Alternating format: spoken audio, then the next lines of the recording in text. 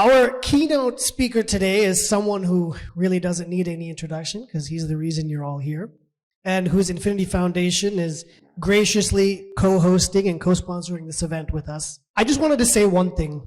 When I first read Being Different years ago, I was honestly way out of my depth. I don't think I truly understood the academic world I was jumping into. Many of the topics it talks about are things that honestly I didn't even really consider until years later. For example, when I started working for CoHna, realizing all the issues that Sanatana Dharma is facing today. But if there's one thing that set me on the trajectory that led me to standing right here today, it's the concept that we are different. It's a point that isn't often mentioned because most Hindus are very fond of saying all religions are the same. In fact, I know some of you are like in pain just hearing that.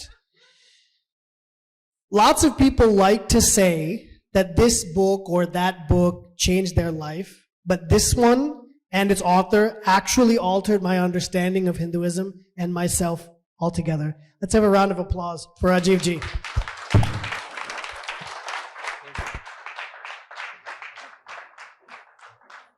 Namaste, and thank you for a wonderful introduction, and thank you to CoHna for organizing this. One of my most favorite persons, he and I go back, a quarter century, something like that.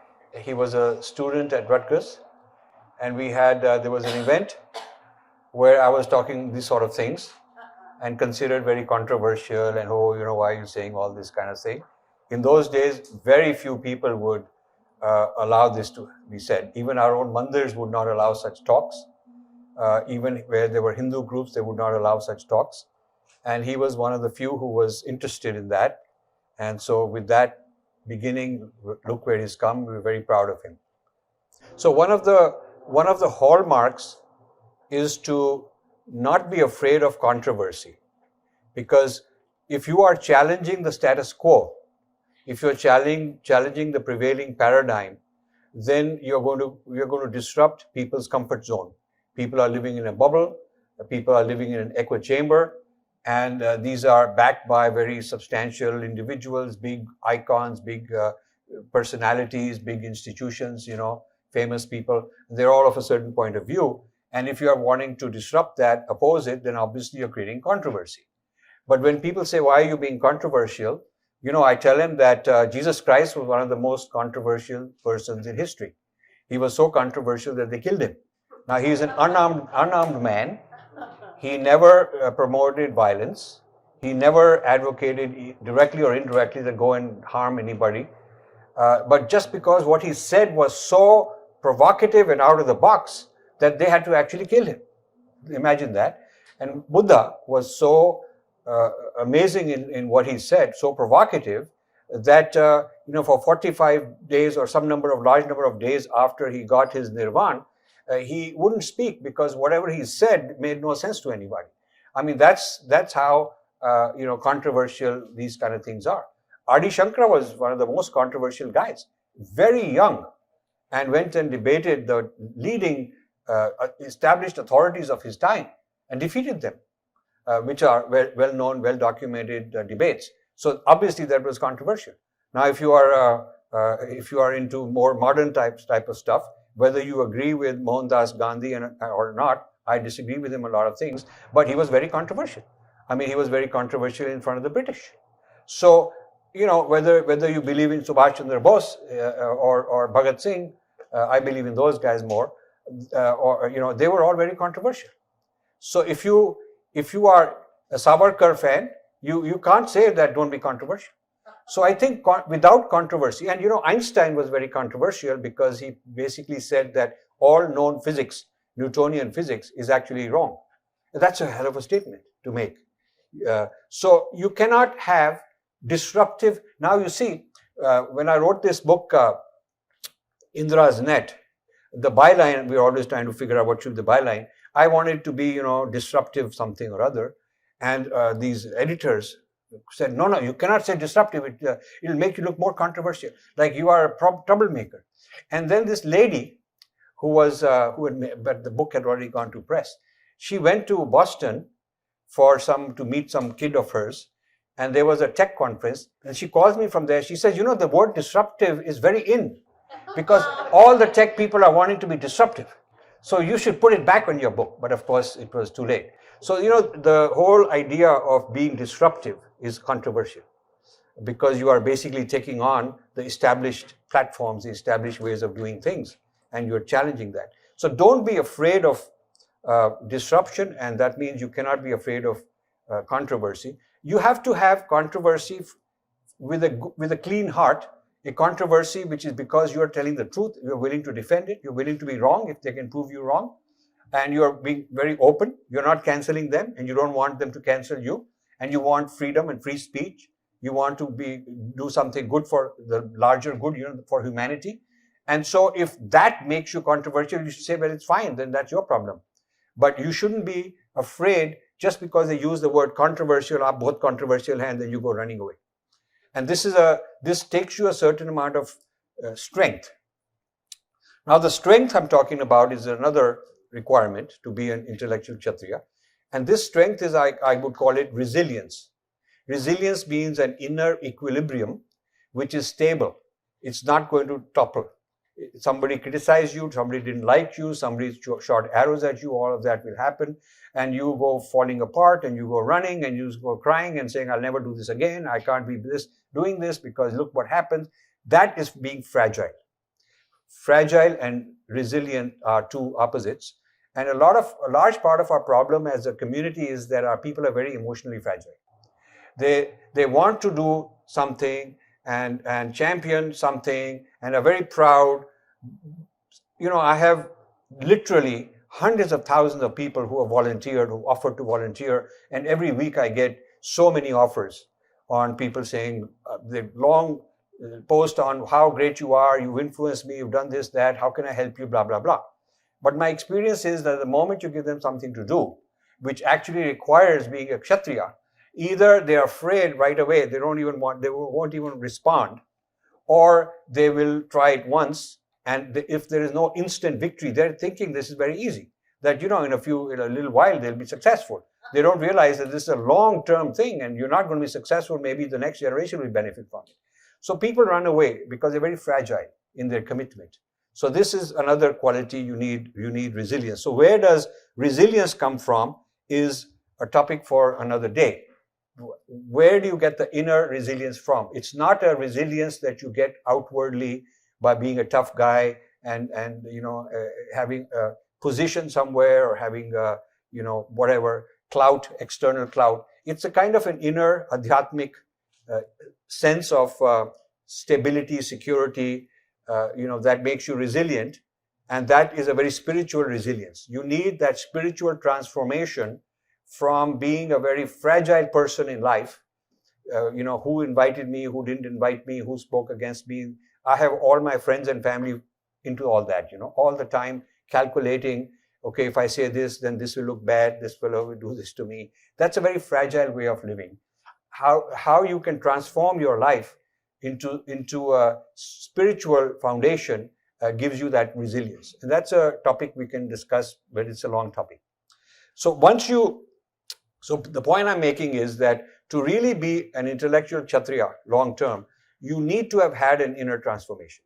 You need to have had that transformation which puts you into a course of your Swadharma. And then you're doing it as your Swadharma. And that's the resilience.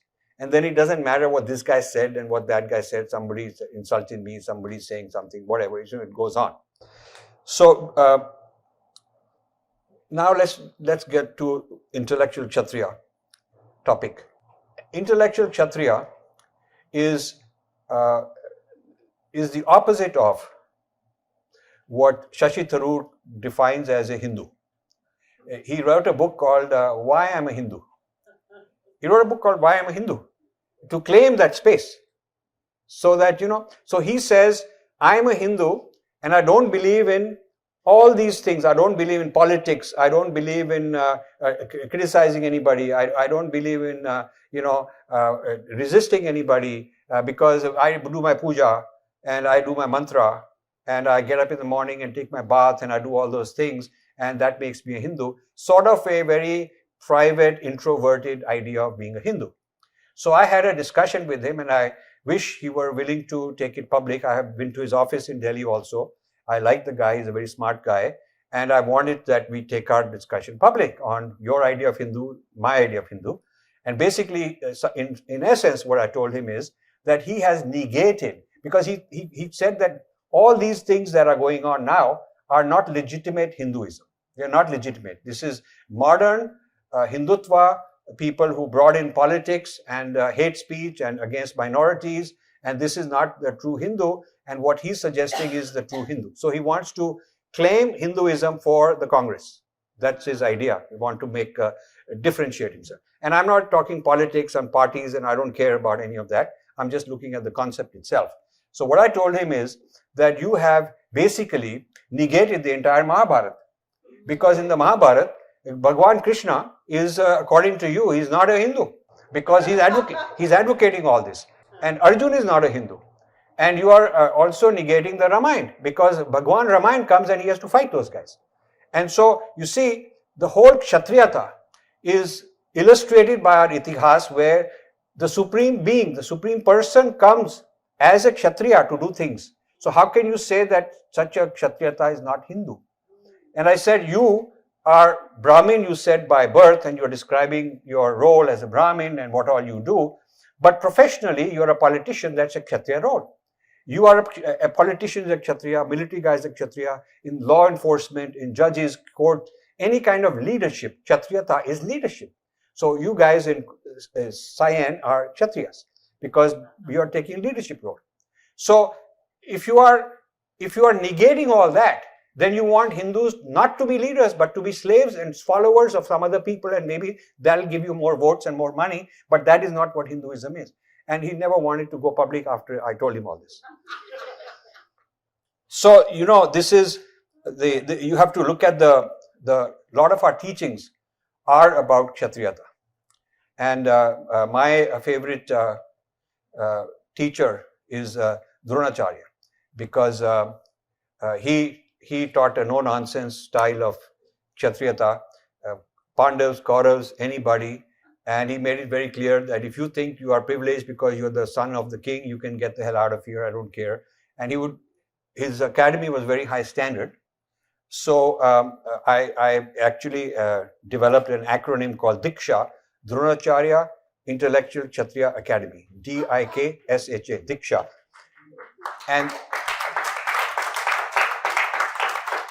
And those who want a milder version, then the D could be Dharma. You could say Dharma Intellectual Kshatriya Academy. That also works.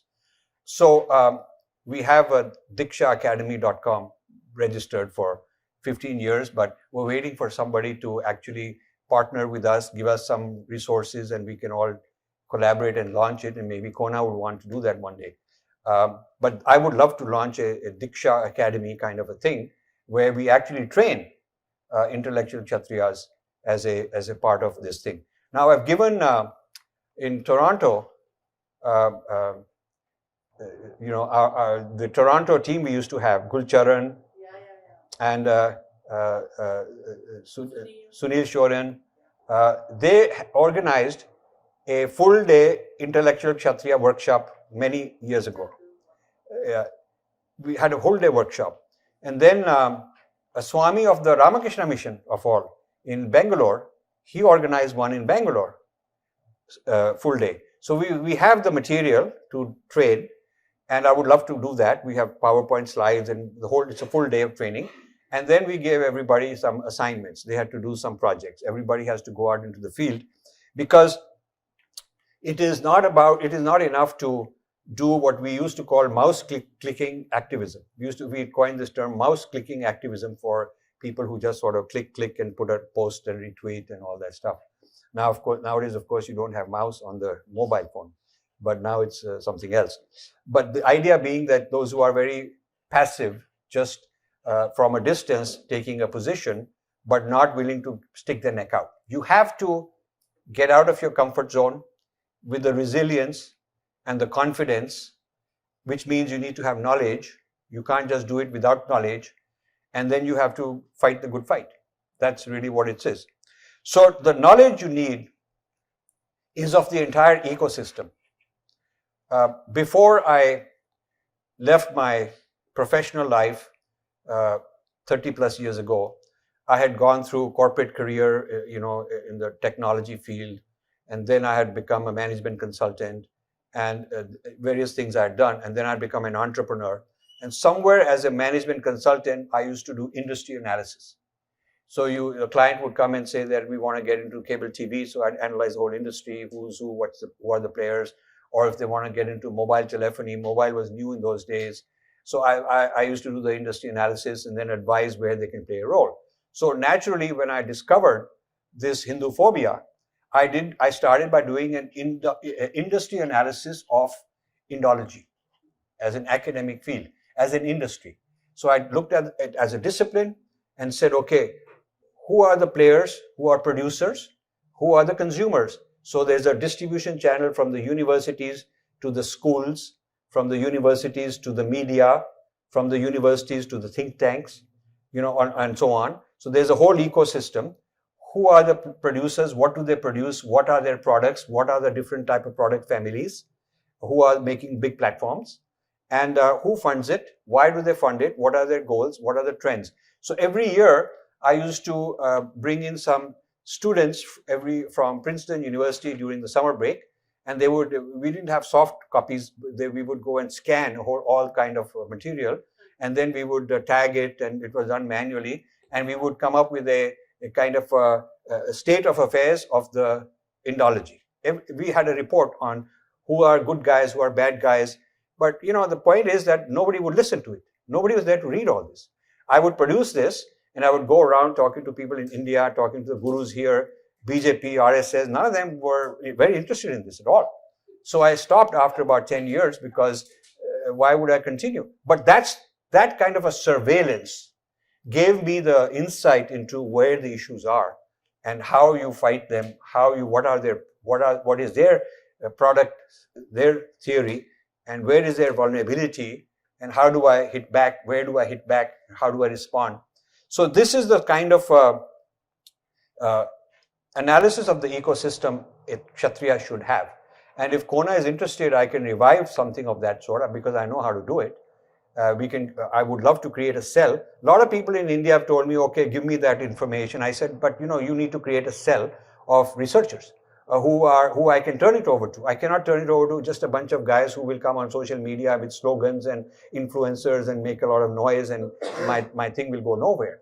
But my actual database is now more than a decade old. But we can revive the methodology. We can revive how such a report needs to be done on the state of what you could call Hinduphobia, the state in the academic world, the state of Indology in the academic world.